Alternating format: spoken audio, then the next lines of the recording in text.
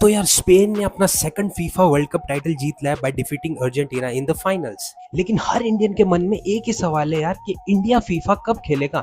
अब तो यहाँ तक कि फीफा के हेड का स्टेटमेंट आ गया that he is looking forward for Indian team to play for 2030 FIFA world cup. देखिए जो फीफा का फर्स्ट मैच था वो खेला गया था 1930 उरुग्वे में, जिसका विनर भी उरुग्वे था।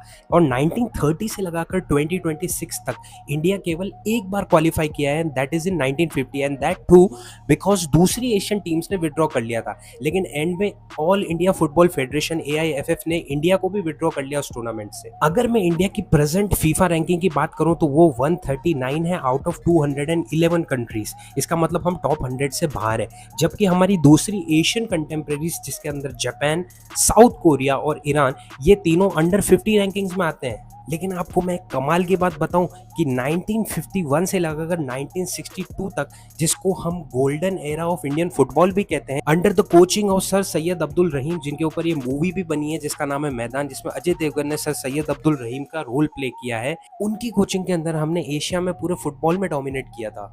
फिर चाहे वो 1951 का एशिया कप हो जिसके अंदर हमने ईरान को डिफीट किया था बाय 1-0 और हमने गोल्ड मेडल जीता, या फिर 1956 का मेलबर्न ओलंपिक्स हो जिसमें वो हम फर्स्ट टीम बने थे from Asia to qualify for semifinals, और या फिर वो 1962 का अगेन एशियन गेम्स हो जिसके अंदर हमने अगेन साउथ कोरिया को डिफीट किया था to win our second gold medal in Asian games. इतने सारे फीट्स अचीव करने के बाद हमें नेक्स्ट ब्राजील ऑफ एशिया कहा जाने लगा बाय सम यूरोपियन कमेंटेटर्स।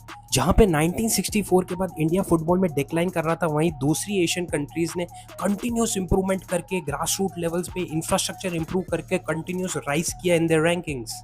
और 1983 वर्ल्ड कप के बाद तो क्रिकेट ने सारे गेम्स को टेक ओवर कर लिया और सारा फोकस क्रिकेट के ऊपर चला गया। आज कुछ लोगों का ये मानना है कि Indian football is almost a dead sport, but still कुछ लोग आज भी अपनी जी जान लगा रहे हैं to revive football in India again. उनमें से एक है रंजीत बजाज। रंजीत बजाज पंजाब में एक क्लब चलाते हैं जिसका नाम है मिनेरवा फुटबॉल क्लब।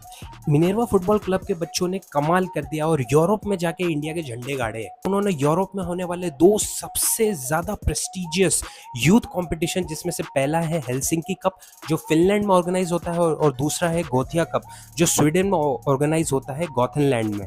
इन दोनों कप्स में लिटरली इंडिया ने डोमिनेट किया है और बाकी सारी टीम्स को हरा दिया है। और ये कोई छोटे मोटे कप्स नहीं, इनमें ज़्लातन इब्राहिमोविच जैसे लेजेंड प्लेयर्स खेलते थे। रंजीत बजाज का ये कहना है कि इनका केवल एक ही है कि इंडिया को 2034 वर्ल्ड कप में क्वालिफाई करवाना। और उनका ये मानना है कि अगर आज भी हम proper investment in infrastructure plus grass root level development करें तो इंडिया आज भी फुटबॉल में रिवाइव हो सकता है। तो आप लोगों का क्या मानना है कमेंट सेक्शन में ज़रूर बताइएगा।